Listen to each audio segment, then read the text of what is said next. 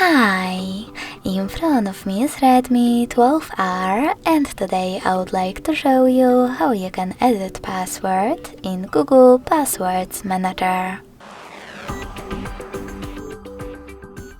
Begin by going into Settings and scrolling all the way down to access Google section. Then tap on Autofill, Autofill with Google, and Passwords.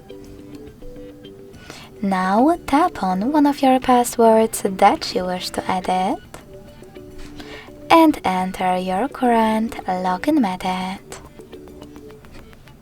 Then tap on Edit button next to the delete one and change wherever you wish to.